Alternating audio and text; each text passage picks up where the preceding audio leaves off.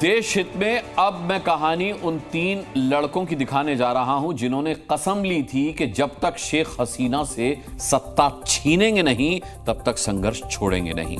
वो 3 लड़के किसी बड़े राजनीतिक परिवार से नहीं आते, वो 3 लड़के किसी जनरल के खानदान से भी नहीं आते।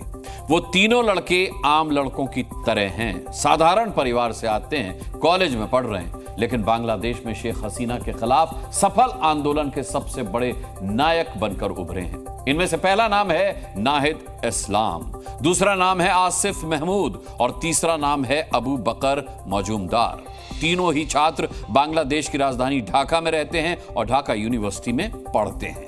नाहिद इस्लाम समाजशास्त्र के छात्र हैं, आसिफ महमूद लैंग्वेज स्टडीज के छात्र हैं और अबू बकर मजूमदार भूगोल के छात्र हैं। हसीना के खिलाफ आंदोलन में ये तीनों लड़के कैसे नायक बनकर उभरे, देखिए हमारी ये स्पेशल रिपोर्ट। हर आंदोलन की एक वजह होती है और हर आंदोलन की सफलता का कोई ना कोई नायक जरूर होता है। और आंदोलन के इस चैप्टर में 3 किरदार हैं जो बांग्लादेश में इस समय सबसे बड़े नायक बनकर उभरे हैं।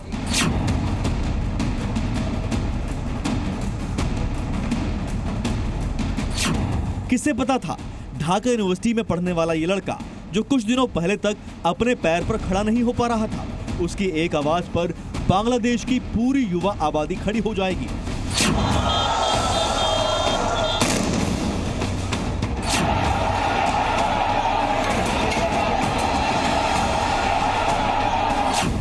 कौन जानता था जो लड़का कुछ दिनों पहले तक अस्पताल में बिस्तर पर पड़ा करहा रहा था, जिसकी हालत देखकर उसकी बहन रो रही थी, छटपटा रही थी, उसके इरादों के आगे बांग्लादेश की प्रधानमंत्री शेख हसीना भी सरेंडर कर देंगी।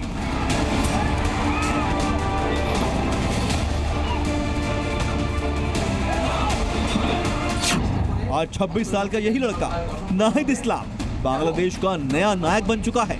लेकिन नाहिद के नायक बनने की शुरुआत 20 जुलाई की देर रात से हुई थी, जब आरक्षण के खिलाफ छात्र आंदोलन का नेतृत्व करने की वजह से उन्हें पुलिस पकड़कर अपने साथ ले गई। उन्हें लोहे की रॉड से तब तक पीटा गया जब तक वो बेहोश नहीं हो गए। 24 घंटे बाद वो ढाका में एक पुल के नीचे बेहोश पड़े मिले।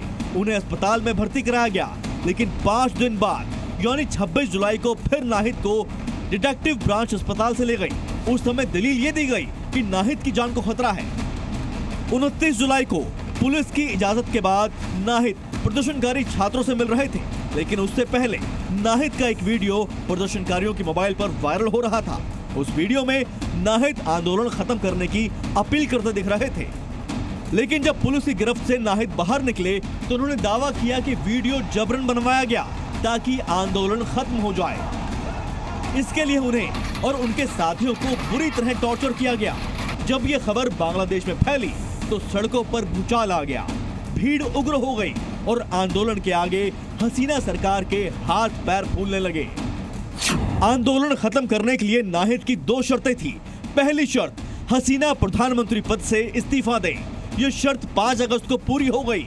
दूसरी शर्त, बांग्लादेश की संसद को भंग किया जाए। आज संसद भी भंग हो गई। इस तरह दूसरी शर्त भी पूरी हो गई। अब एक और नई शर्त नाहिद इस्लाम ने रखी है और वो शर्त यह है कि मोहम्मद यूनुस को बांग्लादेश का प्रधानमंत्री बनाया जाए। ये शर्त अभी पूरी नहीं हुई है, लेकिन संसद भंग होने और शेख हसीना के मुल्क छोड़ने के बाद छात्र आंदोलन अब लगभग खत्म हो गया है।